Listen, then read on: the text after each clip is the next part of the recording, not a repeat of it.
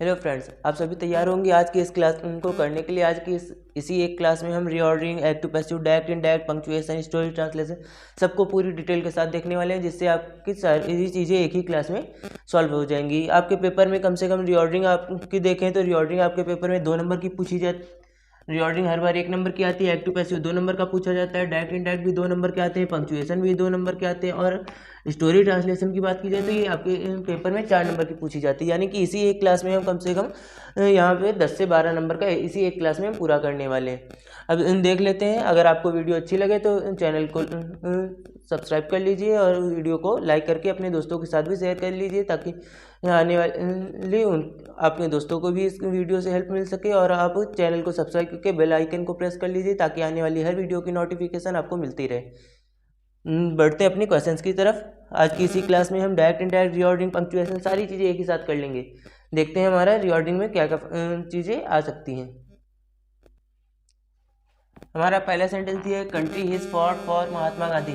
आपको जब भी रीऑर्डरिंग के लिए जाए सबसे पहले आपको एक ही काम करना है, कोई दूसरा काम नहीं। सबसे पहले आपको ट्रांसलेशन का सिंपल सा रूल याद होना चाहिए। क्या चलता है हमारा सब्जेक्ट, किस तरह से ट्रांसलेशन करते हैं, subject plus helping verb plus verb plus object. Simple translation का यही रूल चलता है। सिंपल ट्रांसलेशन का आपको सबसे पहले यही एक रूल याद होना चाहिए, इसी से हम रीऑर्डरिंग को आसानी से कर सकते हैं।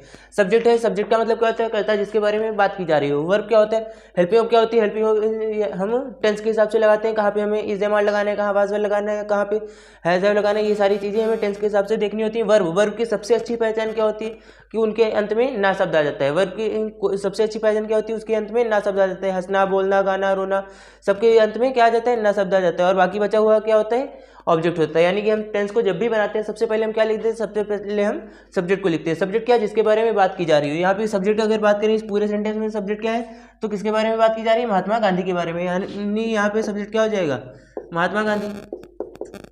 अब अगर देखें यहाँ पे सब्जेक्ट हमारा महात्मा गांधी लिखने के बाद हमारे लिए सेंटेंस में बचता क्या है।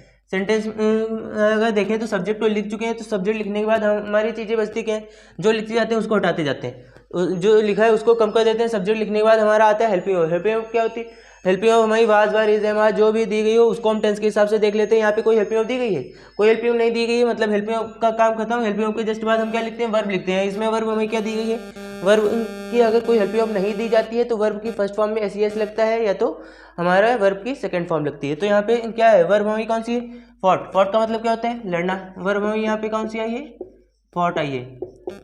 फॉट का मतलब क्या होता है, लड़ना। अब अगर देखें फॉट का मतलब होता है लड़ना, लड़े हैं तो किसके लिए लड़े हैं, इसी वर्ड से जो वर्ड निकला है आपको उसी से अगले वर्ड का पता करना है। फॉट का मतलब क्या होता है, लड़ना। लड़ना तो किसके लिए लड़े हैं, फॉर हिज कंट्री, अपने देश के लिए। तो यहाँ पे क्या आएगा, फॉर हिज कंट्री। यानी कि आपको जिस शब्द को लिखेंगे उसके जस्ट बाद वाले शब्द से पता कर लेते हैं, उसी शब्द से उसके बाद वाले पे आने वाले शब्द को पता कर लेते हैं। अगर इसमें देखें तो सबसे पहले आपको वही काम करना है। सबसे पहले क्या ढूंढेंगे, सब्जेक्ट। सब्जेक्ट क्या है इसमें, was in the market poor बगैर बेगिंग, इस तरह से लिखा हुआ है। इसमें हमारा सब्जेक्ट क्या बन सकता है, द ए पुअर बेगिंग। क्या बनेगा, ए पुअर बेगर, यही तो बनेगा, एक गरीब भिखारी जिसको कहते हैं। तो क्या आएगा, ए पुअर बेगर। आपको सब्जेक्ट लिखने के बाद सबसे पहला काम क्या करते हैं, सबसे पहले सब्जेक्ट ढूंढ लीजिए। बाकी का सेंटेंस हमारे लिए रीऑर्डरिंग के लिए सबसे आसान हो जाता है। रीऑर्डरिंग करने में सबसे आसान तरीका है कि आप सब्जेक्ट ढूंढ लीजिए, आगे का टेंस हमें पता चल जाता है। तो सब्जेक्ट हटा लिया तो सब्जेक्ट के बाद आती है हमारी हेल्पिंग वर्ब। इस टेंस में देखें तो हमारी कोई हेल्पिंग वर्ब है, तो हमारी हेल्पिंग वर्ब क्या दी गई, वाज। अब वाज जब आता है तो वाज के साथ हमारी वर्ब की कौन सी फॉर्म लगती है, वाज के साथ ज्यादातर आईएनजी फॉर्म लग जाती है, क्योंकि प्रेजेंट पास्ट कॉन्टिन्यूअस में वाज का इस्तेमाल किया जाता है। अब अगर देखें आईएनजी फॉर्म हमारी किस में लगी हुई है, आईएनजी फॉर्म हमारी बेगिंग में लगी हुई है। तो यहाँ पे क्या आएगा, यहाँ पे आ जाएगा हमारा बेगिंग। तो क्या आ जाएगा, बेगिंग। अब बेगिंग का मतलब क्या होता है, भीख मांगना। तो भीख मांग रहा है तो वो कहाँ पे मांग रहा है, इसी सेंटेंस से ढूंढ लीजिए, इन द मार्केट। क्या आ जाएगा यहाँ पे, इन द मार्केट। अब अगला सेंटेंस देखते हैं, the largest city of India is Kolkata. यानी कि इस तरह से सेंटेंस दिया है, हमें सबसे पहले सब्जेक्ट ढूंढना है। सब्जेक्ट क्या है, सब्जेक्ट क्या होता है, जिसके बारे में बात की जा रही है। किसके बारे में बात की जा रही है, कोलकाता के बारे में। यानी सब्जेक्ट क्या बनेगा, कोलकाता। अब सब्जेक्ट लिखने के बाद हम दूसरी चीज़ क्या लिखते हैं, सब्जेक्ट लिखने के बाद सब्जेक्ट के बाद हमारी आती है हेल्पिंग वर्ब। हेल्पिंग वर्ब ढूंढिए, इसमें कौन सी दी गई है, हेल्पिंग वर्ब में इज दी गई है। तो यहाँ पे क्या आ जाएगा, इज। अब इसके बाद हमारी कोई वर्ब दी गई है, इस पूरे टेंस में हमें कोई वर्ब नहीं दी गई। मतलब हमारा क्या सिंपल सा ट्रांसलेशन वाला रूल चला है, जो स्टोरी ट्रांसलेशन के लिए करते हैं। क्या, जब वर्ब ना दी गई हो तो क्या कहते हैं, फर्स्ट लास्ट और बीच का बचा हुआ तीसरे पे। यानी कि फर्स्ट का काम इसने कर दिया, लास्ट का काम ये हो गई, बीच में क्या बचेगा, the largest city of India. क्या बचेगा, the largest city of India. ये भी हमारा सेंटेंस हो गया।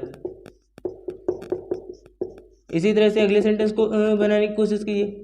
क्या दिया गया है, birds the in their nests are chirping. किसके बारे में बात की जा रही है, बर्ड्स के बारे में, यानी कि सब्जेक्ट हमारा क्या बन जाएगा, हमारा सब्जेक्ट बन जाएगा द बर्ड्स। सब्जेक्ट क्या बनेगा, द बर्ड्स। जब भी सब्जेक्ट लिख देते हैं, सब्जेक्ट के बाद हमारा क्या आता है, सब्जेक्ट के बाद हेल्पिंग वर्ब आती है। तो यहाँ पे हेल्पिंग वर्ब हमारी पूरे टेंस में कौन सी दी गई है, टेंस में हमें हेल्पिंग वर्ब दी गई आर। अब आर के साथ अगर बात कीजिए, आर के साथ हमारी वर्ब की कौन सी फॉर्म लगती है, सब हेल्पिंग वर्ब लिखने के बाद हमारी वर्ब ही तो आती है, तो आर के साथ हमारी वर्ब की कौन सी फॉर्म लगती है, वर्ब आर के साथ हमें हेल्पिंग वर्ब की कौन सी फॉर्म लगती है, आईएनजी फॉर्म लगती है। आईएनजी फॉर्म पूरे टेंस में कहाँ पे लगी हुई, चिरपिंग के साथ लगी हुई है, मतलब चहचहाना। यहाँ पे क्या लगेगा, चिरपिंग ये आ जाएगा। अब कहाँ चिरपिंग, इसी चहचहा रही है तो कहाँ चहचहा रहे हैं, इसी टेंस से ढूंढ लीजिए, इन दियर नेट्स, अपने घोंसलों में। तो यहाँ पे क्या आ जाएगा, इन दियर नेट्स। ये भी हो गया। अब देख लेते हैं डायरेक्ट इनडायरेक्ट को भी। हम देख लेते हैं डायरेक्ट इनडायरेक्ट को क्या दिया है sentence, the king roared and said to the hangman. अब अगर इसका मतलब निकालें, द किंग रोड यानी कि जो राजा है वो दहाड़ा, and said to the hangman, और जो फांसी देता है उससे कहा। अब अगर राजा किसी अपने कर्मचारी से कह रहा है तो वो क्या कहता है, ऑर्डर ही देता है। मतलब हमारे यहाँ पे ये सेंटेंस हमारा ऑर्डर वाला आ गया, टेक से वर्ब से स्टार्ट हुई। इंपरेटिव सेंटेंस की सबसे अच्छी पहचान क्या होती है कि वो वर्ब से स्टार्ट होते हैं और उस सेंटेंस में हमारे केवल प्रोनाउन चेंज होते हैं, इसके अलावा और कोई परिवर्तन नहीं होता है, केवल प्रोनाउंस चेंज होते हैं। और क्या कहते हैं, और इधर सेड टू हमारा जो होता है वो ऑर्डर, रिक्वेस्टेड, एडवाइज, इस तरह के सेंटेंस वर्ड्स में कन्वर्ट हो जाता है। जैसे कि इसमें देखें, यहाँ पे किंग कह रहा है अपने कर्मचारी से, राजा अपने कर्मचारी से कह रहा है, तो वहाँ पे क्या है, सेड टू किस में चेंज होगा, राजा ऑर्डर ही तो देगा, मतलब यहाँ पे क्या आएगा, द किंग, क्या लिखेंगे, द किंग रोड एंड, यहाँ पे सेड टू किस में चला जाएगा, ऑर्डर में, क्योंकि वो आज्ञा दे रहा है, तो क्या हो जाएगा, एंड ऑर्डर्ड द हैंगमैन। अब याद रखना है, जब भी इंपरेटिव सेंटेंस में बनाते हैं तो कॉमा इन्वर्टेड कॉमा की जगह वहाँ पर क्या लगाते हैं, टू लगाते हैं। और आगे के सेंटेंस में हमारा कोई टेंस में परिवर्तन नहीं होता है, केवल प्रोनाउंस अगर आ रहे हैं तो उनको चेंज करते हैं, इसके अलावा टेंस में हमारा कोई परिवर्तन नहीं होता है। तो एंड टू टेक दिस। अब इसमें याद रखना है, डायरेक्ट से इनडायरेक्ट बनाते समय जो हमारा दिस आता है वो दैट में चला जाता है, यस्टरडे आया है तो प्रीवियस डे, टुमारो है तो नेक्स्ट डे, इस तरह से हमारा ये कन्वर्ट होते रहते हैं। तो दिस हमारा किस में चला जाता है, दैट में। दैट वर्ब में कोई परिवर्तन नहीं, गिल्टी ऐसे ही रहेगा, एट वंस। आगे हमारा जैसा दिया है वैसा ही बनाते हैं, बिफोर में भी कोई परिवर्तन नहीं। अब अगर देखें माई को, माई क्या है, फर्स्ट पर्सन किसके अनुसार जाता है, सब्जेक्ट के अनुसार। तो फर्स्ट पर्सन ये सब्जेक्ट क्या है हमारा, द किंग, यानी कि क्या लगेगा, हिज, क्या आ जाएगा, हिज। किसी इंसान की बात की जा रही है, यानी कि किसी राजा की बात की जाए, या तो ही आना चाहिए, या तो हिज या फिर हिम। यहाँ पे माई लिखा है तो माई हिज में जाता है, आई आता तो ही में जाता है, और अगर यहाँ पे मी लिखा होता तो किस में चला जाता है, हिम में। तो my eyes and be hang to death, इसमें और आगे कोई परिवर्तन नहीं है, यानी कि यहाँ पे his eyes and be hanged to death, बस। और कोई कंफ्यूजन नहीं। अगर इसमें कोई कंफ्यूजन है तो सेपरेट वीडियो में इसके लिए आपको पूरा पोर्शन डायरेक्ट इनडायरेक्ट के लिए मिल जाएगा, आप केवल कमेंट बॉक्स में बता दीजिए। इसको देख लेते हैं, the patient said to doctor. अब पेशेंट जो है वो डॉक्टर से कह रहा है, पेशेंट जो है वो डॉक्टर से कह रहा है, तो पेशेंट डॉक्टर से क्या कहेगा, वो रिक्वेस्ट ही तो करेगा, निवेदन करेगा। या फिर दूसरी तरह से देख लेते हैं कि प्लीज़ आया, प्लीज़ आया है तो हमारा क्या कर रहा है, प्लीज़ का मतलब क्या होता है, कृपया, यानी कि निवेदन कर रहे हैं। अब अगर पेशेंट डॉक्टर से कह रहा है तो वो क्या करेगा, रिक्वेस्ट करेगा। तो क्या है रहा है, the patient requested. Said to किस में चला जाता है, रिक्वेस्टेड में। डॉक्टर यहाँ पे ऐसे ही रहेगा, कॉमा इन्वर्टेड कॉमा की जगह हम लगाते हैं जब भी इंपरेटिव सेंटेंस में जाता है। इंपरेटिव सेंटेंस की सबसे अच्छी पहचान क्या होती है कि वो वर्ब से स्टार्ट होते हैं। इंपरेटिव सेंटेंस किससे स्टार्ट होते हैं, वर्ब से स्टार्ट होते हैं। याद रखना है, जब भी वर्ब से स्टार्ट होते हैं वो हमारे कॉमा इन्वर्टेड कॉमा की जगह क्या लगाते थे, टू लगाते थे। अब इसमें याद रखना है, जो ये प्लीज होता है, सर होते हैं, काइंडली होते हैं, ये वर्ड्स क्या होते हैं, हट जाते हैं। इनको क्या किया जाता है, हटा दिया जाता है और आगे का बचा हुआ सेंटेंस उतार देते हैं। टू प्लीज हट जाएगा तो क्या आएगा, इंड। अब अगर माई को देखें, माई फर्स्ट पर्सन किसके अनुसार जाता है, सब्जेक्ट के अनुसार। तो यहाँ पे सब्जेक्ट क्या है, द पेशेंट, यानी कि क्या आ जाएगा, हिज आ जाएगा। और पेन में वर्ब में कोई बदलाव नहीं करना, केवल प्रोनाउंस को चेंज करते हैं। तो यहाँ पे क्या आ जाएगा, पेन। और इसको एक चीज़ और याद रखनी है, जब भी हम सेंटेंस को बनाते हैं, हमारा सेंटेंस हमेशा पहले किसी भी टाइप में दिया हो, assertive, interrogative, imperative, optative, exclamatory किसी भी टाइप में दिया हो, जब हम उसको डायरेक्ट से इनडायरेक्ट बनाते हैं हमारा सेंटेंस हमेशा किसमें, असर्टिव सेंटेंस में बनता है। अब देखिए अगर इसको क्या दिए, Mamta said to mother, Mamta अपनी माता से कह रही where are you going now, question word वाला आ गया, इंट्रोगेटिव में चला गया, इंट्रोगेटिव में जब भी जाता है सेड टू हमारा किस में चला जाता है, आस्क्ड में, और कॉमा इन्वर्टेड कॉमा की जगह क्या लगाते हैं, इफ या वेदर का प्रयोग करते हैं।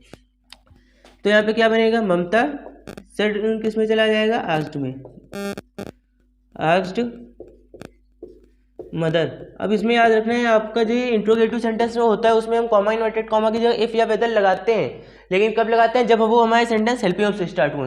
हेल्पिंग वर्ब कौन सी, is, am, are, was, were, has, have, had, कुछ भी हेल्पिंग वर्ब लगी हो हेल्पिंग वर्ब से स्टार्ट होना चाहिए। लेकिन तुम्हारा कोई क्वेश्चन वर्ड अगर आ रहा है तो क्वेश्चन वर्ड खुद उस कंजक्शन का काम करने लगता है, उस कंडीशन में हम इफ या वेदर का प्रयोग नहीं करते, यानी कि यहाँ पे क्या होगा, ये क्वेश्चन वर्ड खुद लगा दिया जाता है।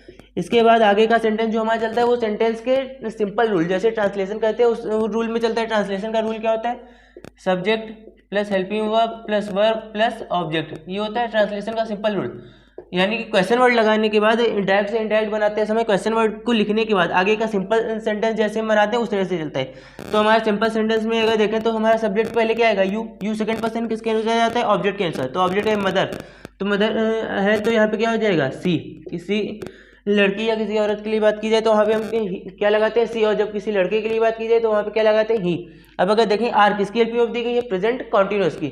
अब डायरेक्ट से याद रखना है, डायरेक्ट इनडायरेक्ट जब भी बनाते हैं प्रेजेंट हमारा पूरा पास्ट में चला जाता है, यानी कि प्रेजेंट इंडेफिनिट है तो पास्ट इंडेफिनिट, प्रेजेंट कॉन्टिन्यूअस है तो पास्ट कॉन्टिन्यूअस, प्रेजेंट परफेक्ट तो पास्ट परफेक्ट में, और प्रेजेंट परफेक्ट कॉन्टिन्यूअस है तो पास्ट परफेक्ट कॉन्टिन्यूअस में। अब अगर बात की जाए इसी के अलावा हमें टोटल 12 सेंटेंस होते हैं, जिसमें से 4 तो हमें प्रेजेंट के पूरे चले जाते हैं।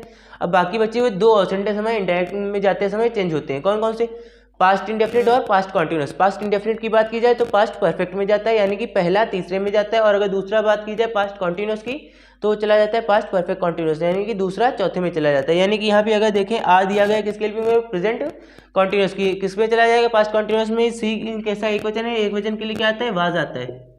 और अगर बात की जाए पास्ट कॉन्टिन्यूअस की टेंस की तो उसमें भी तो वही वर्ब की आईएनजी फॉर्म ही लगती है, यानी गोइंग में कोई परिवर्तन नहीं होगा, गोइंग में कोई परिवर्तन नहीं होगा। और अगर नाउ की बात की जाए, नाउ किस में चला जाता है, देन में। नाउ किस में जाता है, देन में, तो यहाँ पे क्या आ जाएगा, गोइंग देन।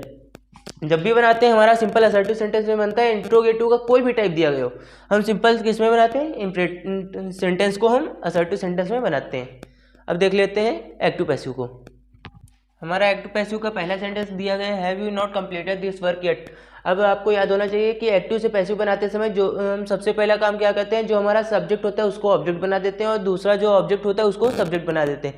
तो यहाँ पे हमारा ऑब्जेक्ट क्या है, अगर टेंस को पहचाने सबसे पहले देखें तो ये हमारी हेल्पिंग वर्ब दी गई है, हेल्पिंग वर्ब हमारी ये है, और ये क्या है, सब्जेक्ट है, और उसके बाद ये क्या है, हमारी वर्ब है, उसके बाद क्या दिया गया है, ये ऑब्जेक्ट है, और ये येट लिखा हुआ है, ये आपका टाइम का काम कर रहा है, ये क्या है, टाइम का काम कर रहा है। अब एक्टिव से पैसिव बनाते समय हम क्या करते हैं, जो ऑब्जेक्ट होता है उसको सब्जेक्ट बना देते हैं। ऑब्जेक्ट क्या है, दिस वर्क, यानी कि सब्जेक्ट क्या बन जाएगा, दिस वर्क। सब्जेक्ट क्या बन जाएगा, दिस वर्क। सब्जेक्ट तो ये बना देंगे, लेकिन अब देखना है इसके हिसाब से हमें हेल्पिंग वर्ब क्या लगानी चाहिए, हैज या हैव। तो हम हेल्पिंग वर्ब क्या होती है, हेल्पिंग वर्ब जो लगी होती है उसी के हिसाब से चलता है। हैव लगा हुआ है, हैव लगाया तो क्या आ जाएगा, सब्जेक्ट हमारा इसी के हिसाब से रहेगा, हैज ही रहेगा। तो क्या लिखेंगे, has this work. Subject question word अगर हेल्पिंग वर्ब कोई पहले आई है क्वेश्चन वर्ड के रूप में तो उसको हम पहले ही रहने देते हैं, उसको नहीं चेंज करते। क्वेश्चन वर्ड हो या फिर हेल्पिंग वर्ब अगर पहले आई तो वो पहले ही रहती। तो क्या लिखेंगे, हैज दिस वर्क। अब अगर देखें तो हेल्पिंग वर्ब किसकी है, प्रेजेंट परफेक्ट की है। हेल्पिंग वर्ब किसकी दी गई है, प्रेजेंट परफेक्ट की। उसके जस्ट बाद वाली क्या आ जाती है, प्रेजेंट परफेक्ट के जस्ट बाद कौन सा आता है, प्रेजेंट परफेक्ट कॉन्टिन्यूअस टेंस, और उसमें हेल्पिंग वर्ब कौन सी लगती है, हैज बीन और हैव बीन लगती है। तो हैज बीन के हैज के साथ क्या आ जाएगा, बीन। और जब भी दो हेल्पिंग वर्ब हो तो नॉट जब भी आता है दोनों के बीच में लिखा जाता है। तो हैज दिस वर्क, नॉट आया तो नॉट यहाँ पर आ जाएगा, और उसके बाद बीन। अब अगर बात की जाए आपकी वर्ब की कौन सी फॉर्म लगी है, थर्ड फॉर्म। तो पैसिव वॉइस में भी तो वर्ब की थर्ड फॉर्म लगती है, मतलब कोई चेंज नहीं है। यहाँ पे क्या लिख देंगे, कंप्लीटेड। यहाँ पे क्या आ जाएगा, कंप्लीटेड। अब उसके बाद अगर देखें तो क्या करते हैं, जो हमारा सब्जेक्ट होता है उसको ऑब्जेक्ट बना देते हैं, उससे पहले क्या लगा देते हैं, बाई लगा देते हैं। सब्जेक्ट क्या था हमारा, यू दिया गया था, अब ऑब्जेक्ट बनेगा क्या हो जाएगा यहाँ पे, बाई यू। और येट में कोई बदलाव नहीं है, उसको ऐसे ही लिख देते हैं येट। अगर आप चाहें तो इस येट को यहाँ पे कंप्लीटेड के बाद भी लिख सकते हैं। अब ये आपके ऊपर निर्भर करता है आपको किस तरह से बनाना सही लगता है। अब अगर देखें, please lend my pen, second sentence क्या दिया है, प्लीज एंड माई पेन। अब आपको इस वर्ड से याद रखना है, जब भी प्लीज आ जाए कोई दूसरा बदलाव नहीं, इंपरेटिव सेंटेंस में चला गया, और इंपरेटिव सेंटेंस में हमारी से अच्छी पहचान क्या होती है कि वो वर्ब से स्टार्ट होते हैं। किससे स्टार्ट होते हैं? वर्ब से। अब अगर बात की जाए ये वर्ब से स्टार्ट हुआ है, इंपरेटिव सेंटेंस में चला गया, तो प्लीज़ जब भी आ जाए तो प्लीज़ के लिए एक ही वर्ड आता है, यू आर रिक्वेस्टेड टू। जहाँ भी सेंटेंस में प्लीज़ दिखे वहाँ पे क्या लगा देना है? You are requested to. Imperative sentence का एक्टिव पैसिव बनाने से यही आराम है कि जहाँ भी प्लीज़ दिखता है वहाँ पे हम क्या लगा देते हैं? You are requested to. आगे का जो सेंटेंस लिखा है प्लीज़ के अलावा उसको हम टू के बाद ऐसे ही उतार देते हैं। क्या लिखा हुआ है? Lend my pen. एक्टिव से पैसिव बनाते समय इस सेंटेंस में सबसे ज़्यादा आराम है, कोई कंफ्यूजन नहीं। प्लीज़ आया है तो सीधे किस में चला जाएगा? यू आर रिक्वेस्टेड टू में, और उसमें क्या उसके आगे एंड माई पेन, जो जैसे सेंटेंस लिखा है वैसे ही लिख देते हैं। अब अगर देखें दिस बॉटल कॉन्टेन्स इंक, अब इसमें क्या करना है? एक्टिव से पैसिव बनाते समय जो ऑब्जेक्ट होता है उसको सब्जेक्ट बनाते हैं। यहाँ पे ऑब्जेक्ट क्या है? इंक, तो सब्जेक्ट क्या बन जाएगा? इंक। अब अगर हमें सेंटेंस को पहचानना है, सेंटेंस को पहचानना है तो यहाँ पे देखिए वर्ब क्या है? कॉन्टेंट। कॉन्टेंट में एस ई एस लगा हुआ है, मतलब कौन सी टेंस चल रही है? प्रेजेंट इंडेफिनिट के फर्स्ट फॉर्म में एस ई एस लगा होता है। किसमें आता है? प्रेजेंट इंडेफिनिट में, यानी कि प्रेजेंट इंडेफिनिट है तो जस्ट उसके बाद वाले की। प्रेजेंट इंडेफिनिट के बाद कौन सा आता है? Present continuous. उसके जस्ट प्रेजेंट कॉन्टिन्यूस में हेल्पिंग वर्ब होती क्या है? Is am are. तो सब्जेक्ट के हिसाब से देखते हैं, सब्जेक्ट क्या बना? इंक। इंक के लिए क्या आता है? इज आएगा। और पैसिव वॉइस में वर्ब की हमेशा कौन सी फॉर्म लगती है? थर्ड फॉर्म लगती है। तो कॉन्टेंट, कॉन्टेंट की थर्ड फॉर्म क्या होती है? कॉन्टेंट। कॉन्टेंट की थर्ड फॉर्म क्या होती है? कॉन्टेंट। और दिस बॉटल सब्जेक्ट था, ये क्या होगा? ऑब्जेक्ट बन जाएगा, यानी कि क्या हो जाएगा यहाँ पे? By this bottle. कोई दूसरी कंफ्यूजन नहीं है इसमें। सबसे पहला काम आपको 2 से 3 चीजें याद होनी चाहिए कि अगर हमारी वर्ब की फर्स्ट फॉर्म दी गई है, वर्ब की फर्स्ट फॉर्म दी गई है, यानी कि उसमें हम क्या करते हैं? इसको एक एक चीज को हम रफ करके देख लेते हैं सही से।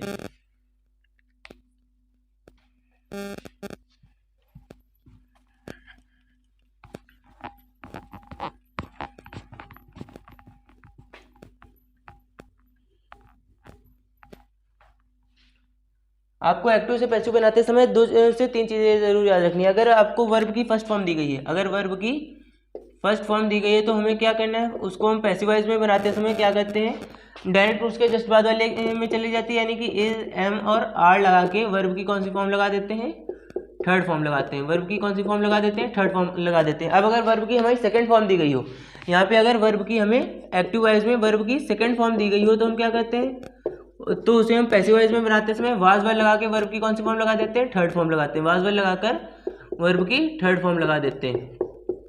अब बात की जाए अगर यहाँ पे आपकी हेल्पिंग वर्ब के साथ हेल्पिंग वर्ब दी गई हो, हेल्पिंग वर्ब अगर कोई दी गई है और हेल्पिंग वर्ब के साथ वर्ब की थर्ड फॉर्म दी गई है, वर्ब की थर्ड फॉर्म दी गई है, तो हम क्या करते हैं? उसी की हेल्पिंग वर्ब में रहती है। हेल्पिंग वर्ब जो हमारी दी होती है वही रहती है, उसी के साथ हम क्या लगाते हैं? बीन लगाकर वर्ब की कौन सी फॉर्म लगा देते हैं? पैसिव वॉइस में थर्ड फॉर्म लगती है। कौन सी फॉर्म लगती है? Third form. अगर बात की जाए यहाँ पे थर्ड फॉर्म की जगह आपके साथ हेल्पिंग वर्ब के साथ कोई आईएनजी फॉर्म दी गई हो, हेल्पिंग वर्ब के साथ वर्ब की आईएनजी फॉर्म दी गई हो, तो हमें क्या करना है? उसको हम पैसिव वॉइस में बनाते समय हेल्पिंग वर्ब वही रहेगी।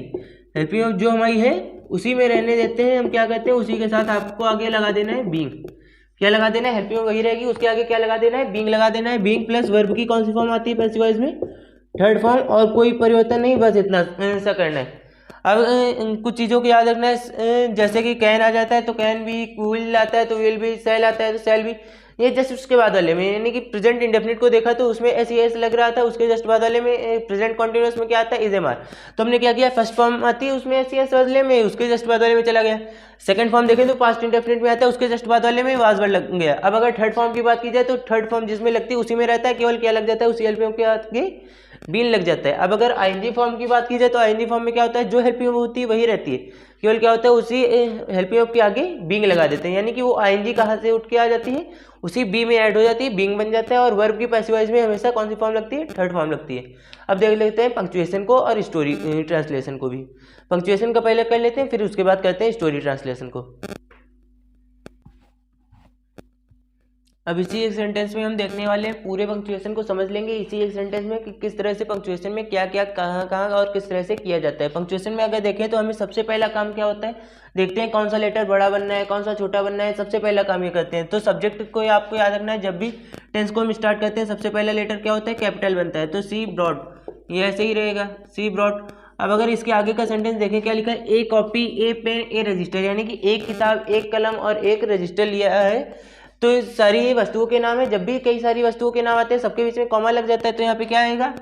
ए कॉपी, ए कॉपी लिखने के बाद क्या करेंगे, हम कॉमा लगाएंगे, फिर से ए पेन आ जाएगा, फिर क्या करेंगे, कॉमा लगा देते हैं, फिर ए रजिस्टर आने के बाद क्या दिया गया, ए रजिस्टर के बाद लिखा हुआ एंड सम, इसमें कोई बदलाव नहीं होगा। उसके बाद बुक्स को देखें तो बुक्स भी ऐसे ही रहेगा, फ्रॉम में भी कोई बदलाव नहीं होगा। अब अगर देखें ये क्या लिखा है, रस्तोगी बुक डिपो। अब अगर देखें किसी का जब नाम आ जाता है तो उसके नाम का पहला लेटर, किसी जगह का नाम, किसी व्यक्ति का नाम, किसी वस्तु का नाम जब भी आता है तो हम क्या करते हैं, उसका पहला लेटर कैपिटल बनाते हैं। लेकिन खासकर आपको याद रखना है, जब किसी व्यक्ति का नाम आता है तो उसके नाम का हमेशा पहला लेटर कैपिटल बनता है। तो यहाँ पे क्या लिखा है, रस्तोगी, किसी भी व्यक्ति का ही नाम है तो यहाँ पे पहला लेटर क्या होगा, कैपिटल बनेगा। अब ये पूरी दुकान का नाम दिया गया है, जब किसी का नाम आता है वहाँ पे क्या होता है, कैपिटल लेटर बनता है। तो क्या आएगा यहाँ पे, रस्तोगी बुक डिपो। तो आपको याद रखना है इसमें हमें क्या क्या इस्तेमाल करने होते हैं।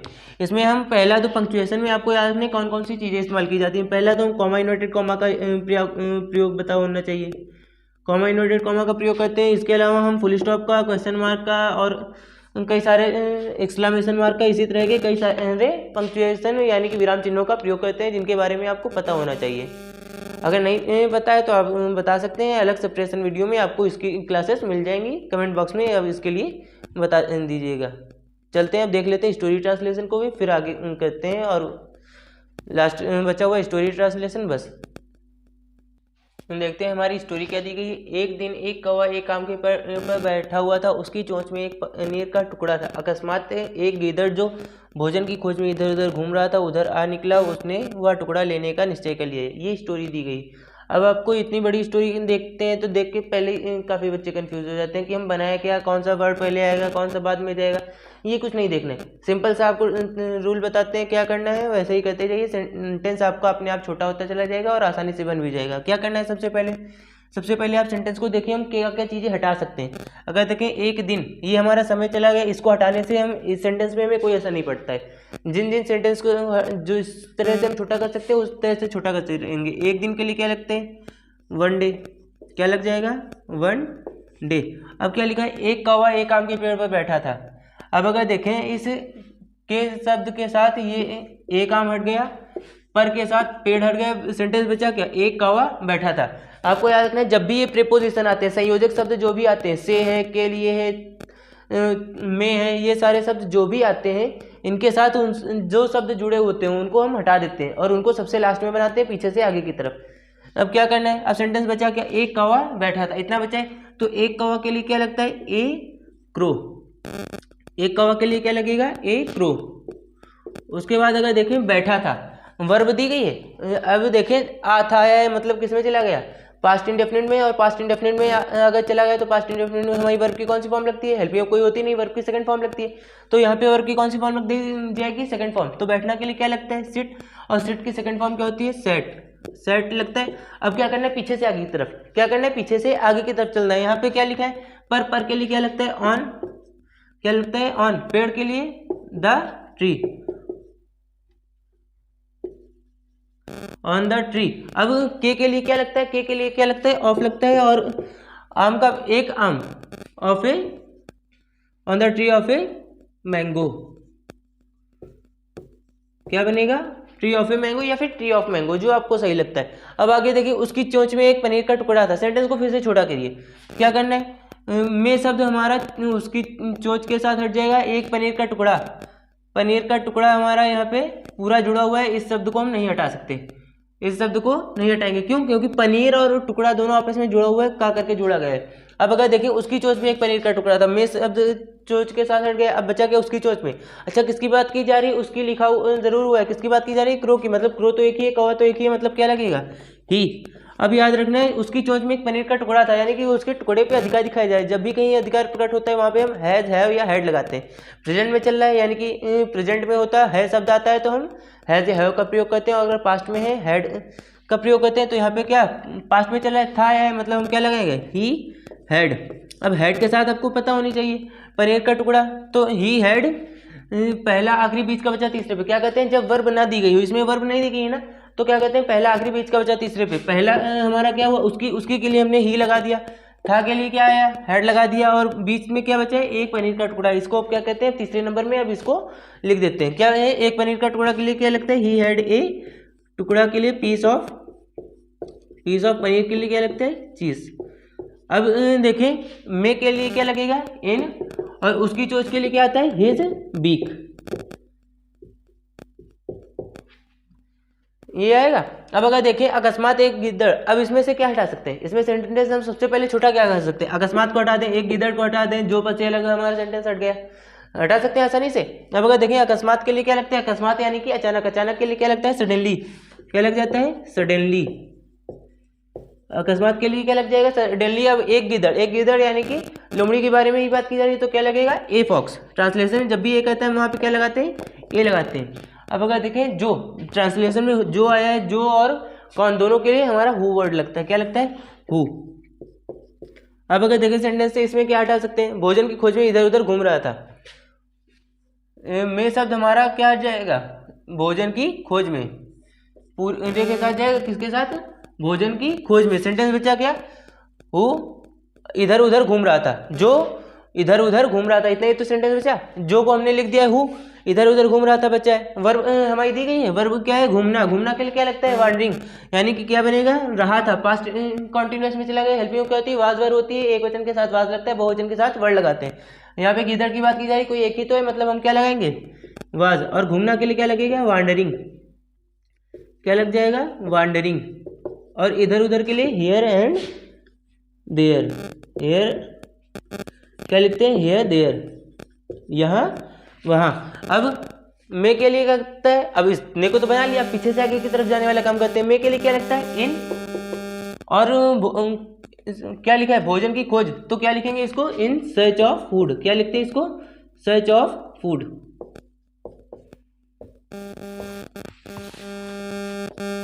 जैसे इसके आगे का सेंटेंस बना के देखते हैं, अभी पूरा सेंटेंस हुआ नहीं है, अभी हमारा कॉमा लगा के आगे का सेंटेंस लिखा है, उधर आ निकला, उधर आ निकला मतलब वहां आ निकला, यानी कि आना के लिए क्या लगता है, कम, और उधर ये ऑब्जेक्ट का काम कर रहा है तो देयर, कम देयर, वहां आ निकला, उसने वह टुकड़ा लेने का निश्चय कर लिया। तो यहाँ पे अगर देखें सब्जेक्ट किसके बारे में बात की जा रही है, उसने के बारे में, मतलब क्या लगेगा, ही।